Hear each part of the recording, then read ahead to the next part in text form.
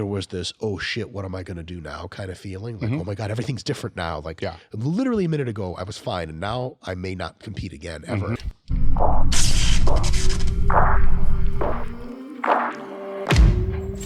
Throughout my career of it's 83 to 05, there are a lot of times where you're just not making progress for a couple of years, and boom, it jumps. Then a couple of years, boom, it jumps. So you don't always cut off and say I'm done. Yeah, you always think, okay, here it's going to go, and it's terrible. The best thing that happened to me is my shoulder froze and I couldn't grab a bar. Sure. And it's like, okay, shoulder replacement. I don't like the outcome of that because most people don't train after a total shoulder replacement. So no, thank you. I'll just not squat. I'll use a safety squat bar.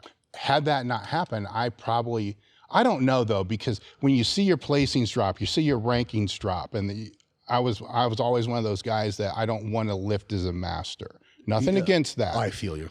It's just nothing at all against that, but that was not me. Like, I'm going to lift in the open category. You want to put your sword into the ground at the end. There's where it's going to be. If I got to start if I'm going to start compromising by trying to go to other divisions where I can rank better because of age, then I'm done. Then you should be, in my mind, I should be done. For you, that's as much truth as you'll ever say. Yes. And so there was a point in my career, the scary point, but the cool point, just depends how you want to look at it, to where I went from the long-term thinking, I want to qualify for the nationals. Then after I go to the nationals, I want to try to get to the worlds. How am I going to get to the nationals? Well, I'm 3 years away from that. How's this going to work? And then making my way into Westside and then getting there. And Louis, when I got there, in my brain, I was done. I was worn out. Professors were telling you hit your genetic ceiling, whatever the fuck that means. Everything is being torn apart, all this. Before I got to Westside, I was tearing shit all over the place. And you get stuck in a mindset, linear. It's linear. It's just it's the same shit all over the time, And so then when Louis got a hold of me and convinced me, and it was him, Chuck, and Matt Dimmel, and a few other ones, that just try this shit, just do this. Then my mind changed. My mind changed from, if I'm going to go back and I'm going to do this, because now I'm graduated, so I can have a career, or I can just fuck it, I'm all in with this. And if I do this, I'm not going to leave the sport asking what if. And that was the one thing. The other thing was my mindset shifted from here's where I need to be in 3 years to I got one more year. I got one more year. So then your decisions become, I got one more year. I got to make something happen. I got one more.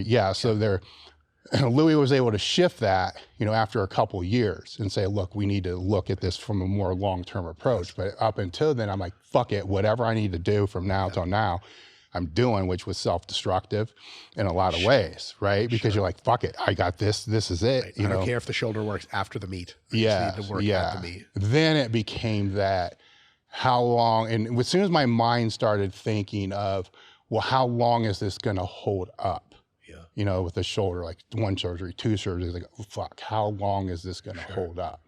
And I got a family history of degenerative bone disease. My parents have, So my parents both have had hip replacements, shoulder replacements, all this. So I'm like, okay, that's in my heredity, right? Which, whatever. I'm not saying I got my replacements because of that. I'm saying, what I will say is it was going to happen anyhow. It didn't have to happen at 45 years old. It could have happened at like 75.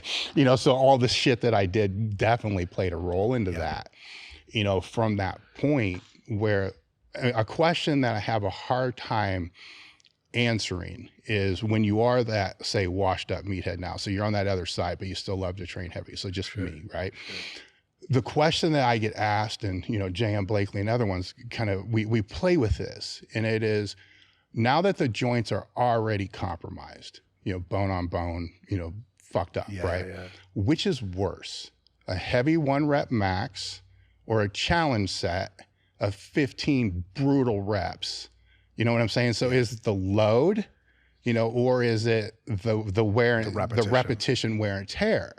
And it's a fucked up thing where you're way more educated than I am. And I don't know if I know what the right answer is. It's in the middle, and I would say it very much depends on the nature of the injury.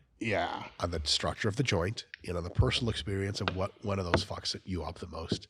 And of course, it's a spectrum. There's a couple possibilities. One is maxes are no-go, but you can do reps no problem.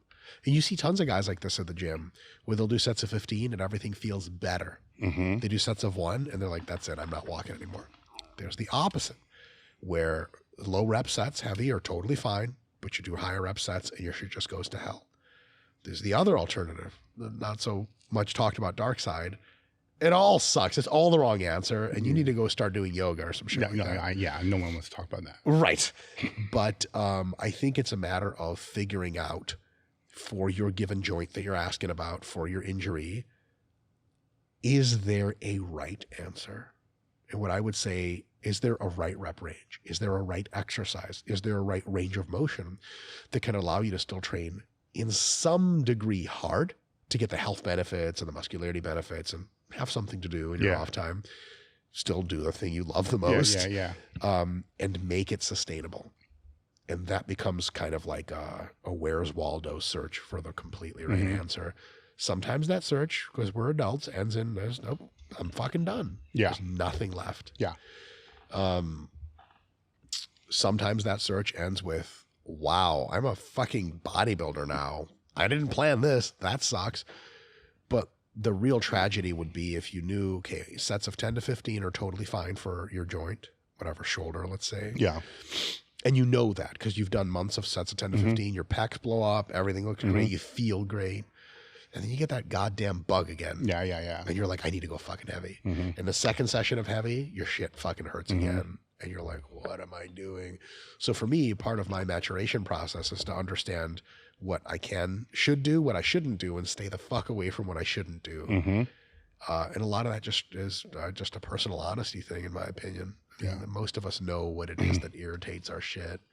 Like, just a stupid example, I never ever arm wrestle people as a joke, because the twice that I did it, one time I like pulled a muscle right here. It was in college, fucking stupid party college shit. I won, but then I like just took a mild pull, and the next day my back training was off. And I was like, what's more important to me, having good back training or doing stupid college party bullshit? And I never arm wrestled anyone ever again, because it was fucking not worth it. So if you're doing your stupid, if you're 56 years old, you're doing your stupid bodybuilding workout and you feel great, you look great, your powerlifting knees are behind you. Some guy in the gym's like, hey, Dave, you want to hit some max deadlifts with us? And you're like, yeah, buddy, let's do it. It's the wrong answer. But that temptation is important to recognize, because I think some people look at the people who are older, who are just doing more full range of motion, lighter stuff, and thinking, man, don't they miss the good old days? And the answer is, of course they fucking miss going hard. But there's the adult thing to do and there's the child thing to do. Well, what a child do? A child would do the same stupid shit that got him hurt. And then voila, you're hurt again. And to me, I've been hurt so many times. Like, I don't know if you do you remember like when you used to get hurt back in the day, there was this, oh shit, what am I going to do now kind of feeling. For me, I've gotten hurt so much because I've also done Brazilian Jiu-Jitsu. So and like I've gotten hurt so much that I don't even get that anymore. Like as soon as I get hurt, I'm like, okay, how can I train around this? How long is it going to take to recover? What do I do now? I don't even get an emotional reaction out of it. So for me, the probability of me doing dumb shit now to get myself hurt intentionally is so far off because I've been through it so many times. But I think some people who haven't, this is a weird way to say it, some people who haven't been hurt enough don't remember how fucking stupid and pointless it is to set yourself up to get hurt. And they'll forget. And after not maxing out, which they knew they should be doing for a year or two, they'll be like, I wonder if it's going to work again. And I will say to you, if you're healthy now and your shoulder feels fine, and you think maybe I can get back into powerlifting, for the love of God, anybody listening, you're doing sets of 10 and everything feels great. Don't go to singles. Go to sets 8 for a few weeks. Everything feels fine. Go to sets of 6. Everything feels great. Sets of 3 or 4. I feel amazing.